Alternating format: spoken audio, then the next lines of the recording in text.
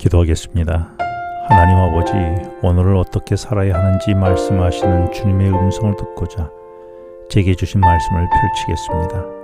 알아듣도록 성령 하나님 도와주시옵소서. 예수님 이름으로 기도합니다. 오늘 묵상할 말씀은 로마서 11장 25절로 32절 말씀입니다. 오늘 주님은 제게 오늘 본문을 통하여 무슨 말씀을 들려주셨을까요? 그 주님의 음성을 듣기 위하여 먼저 오늘 주어진 본문을 여러 번 읽고 난 후에 오늘 들려주는 말씀을 묵상에 참여하게 되면 더 큰 은혜가 있을 것입니다. 그리고 내게 들린 말씀대로 오늘을 살아가게 되기를 바랍니다. 먼저 오늘 본문이 시작하는 25절에서 하나님의 신비에 대하여 말씀하고 있습니다. 그 신비로운 사실은 무엇일까요? 골로새서 1장 27절은 예수님을 하나님의 비밀이라고 했습니다.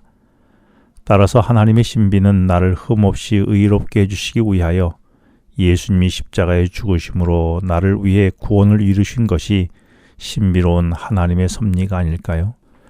그런데 이 신비가 이어지는 25절 말씀에서 이방인의 충만수가 들어오기까지 이스라엘에 덜어는 우둔하게 된 것이라고 했습니다.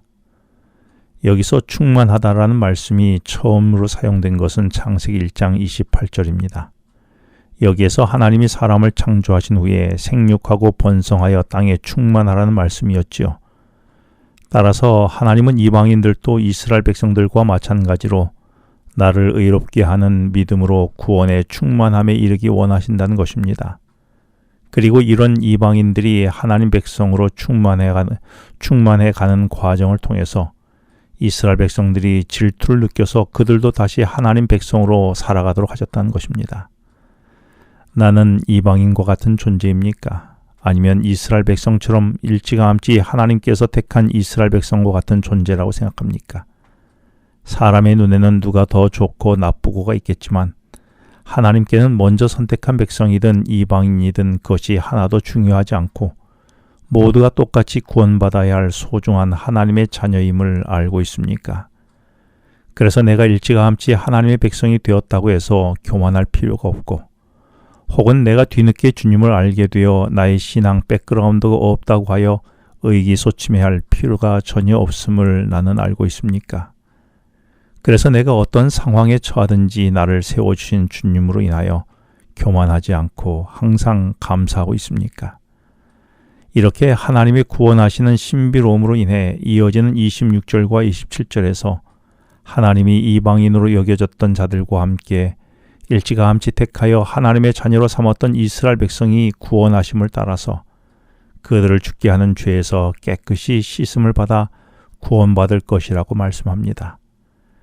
그래서 이방인이라고 해서 혹은 이스라엘 백성들이 완악하다고 해서 그들이 구원받을 수 없다고 매도할 수 없는 것입니다. 바울이 이렇게 확신하게 믿은 것은 하나님이 하나님 백성과 세우신 구원의 언약 때문인데 바울은 이 언약을 믿은 것입니다. 나는 말씀을 통하여 하나님이 약속하신 것을 얼마나 잘 믿습니까? 그런데 말로는 믿지만 가슴으로는 여전히 의심하고 있지는 않습니까? 그래서 내 구원에 대해서 늘 불안한 것은 아닌가요? 사실 그동안 유대인들은 이방인들은 구원받을 수 없고 오직 자신들만이 구원받은 백성이라고 했습니다. 그런데 바울은 이방인들도 구원받아 하나님의 자녀가 될 수 있다고 복음을 전하니 이스라엘 백성들은 이런 복음을 전하는 바울을 죽이려고 했던 것입니다. 그래서 28절에서 바울은 이방인들도 구원받을 수 있다고 말하는 이 복음은 유대인들에게 매우 불편한 원수와 같은 복음이었다라고 말합니다. 그러나 이방인들도 하나님 백성, 이스라엘 백성과 똑같이 하나님이 사랑하셔서 택하여 구원받게 하셨음을 깨닫게 된다면 이방인들도 사랑하고 귀히 여겨야 할 하나님의 귀한 자녀들이라는 것이지요. 이렇게 하나님이 이스라엘 백성과 이방인들을 구원한 일에는 언제나 변함이 없으셨습니다.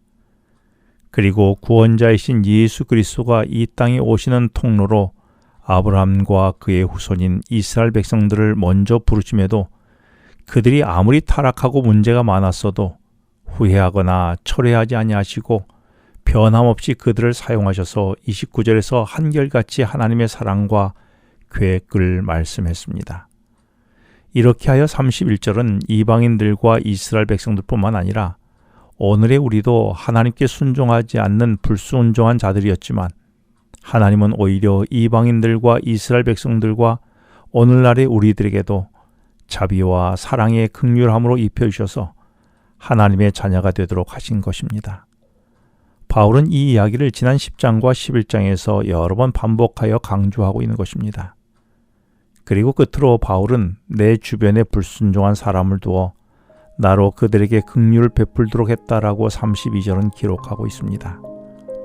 그렇다면 나는 내 주위에 하나님께 불순종한 자들을 향하여 어떤 긍휼함을 베풀고 있습니까? 혹 나만 구원받았다며 나 홀로 구원받았음에 만끽하고 이웃을 향해 긍휼함을 베푸는 일에 인색하지는 않았습니까?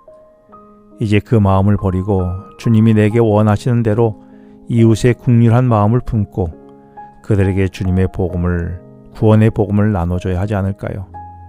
왜냐하면 사실 나도 내가 착하고 뭔가 선한 일을 하여서 나를 구원한 것이 아니라 전적으로 하나님이 나를 긍휼히 여김으로 나도 구원받아 하나님의 자녀가 된 것이 아니겠습니까? 기도하겠습니다. 하나님 아버지, 제가 주님의 은혜로 하나님의 자녀로 살아가는 것처럼 저도 이웃을 긍휼히 여겨 복음 전달자로 살게 하여 주시옵소서. 예수님 이름으로 기도합니다.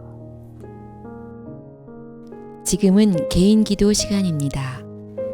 오늘 주신 말씀을 묵상하면서 주어진 기도 제목과 개인 기도 제목을 놓고 기도하시겠습니다.